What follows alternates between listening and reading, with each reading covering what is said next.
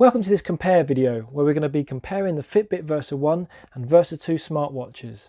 On the left hand side here we've got the first Fitbit Versa 1 and here's the new Fitbit Versa 2. Okay, so the casing sizing we'll start with is, as you can see, pretty much the same size with the exception of the depth, which if you can see there, the Versa 2 is slightly deeper there with 12 millimeters versus the 11.2 from the first Versa. So 0.8 millimeters thicker on the newer one. The strap sizes, however, are exactly the same. So you can use the different straps on each model. So they are interchangeable. With regards to the actual screen itself, you can see that the newer one has got rounded edges, so I'll just try and zoom in there. You've got rounded edges versus the bezel that you can see on the first Fitbit. So that's pretty much a difference you can see there. And also you'll be able to see the buttons. You've got 3 on here, 1, 2, 3. And on the newer one you've only got the 1 button. And instead on this side they've got a microphone. Okay, so they all, like I said, the straps are interchangeable, but however the chargers aren't. On the older Fitbit, they both use a clamp design where you just sort of push it open and put the Fitbit in there. But there is a difference underneath, you can see, with the older one and the newer one. And you can't use each other's watch in the different chargers. So that is one you'll have to keep with. With regards to the quality of the screen, it's got the first one is a Gorilla Glass and versus the number 2, which is a Gorilla Glass 3. And also, I'm not sure if you can see it from there, but the quality of the screen is on the newer one is AMOLED rather than LCD on the older one. So that will give you like deeper blacks and more vibrant colours.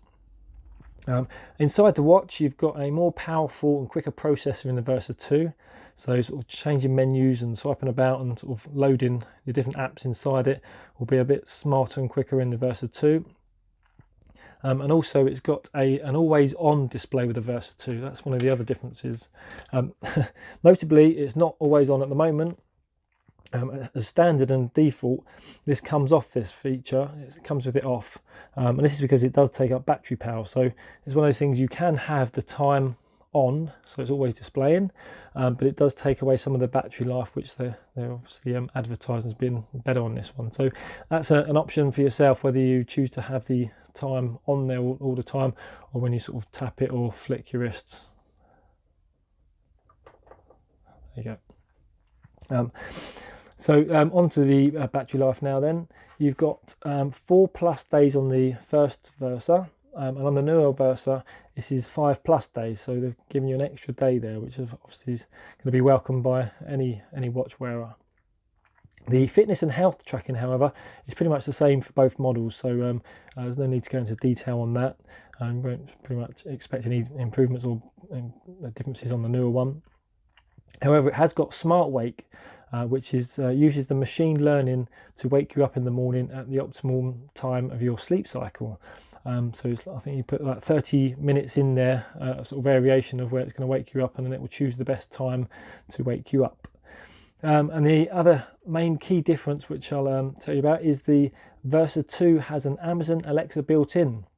It's a really useful feature to get friendly reminders, alarms, and to put a timer on. You can check the weather and get answers to pretty much any question you've got.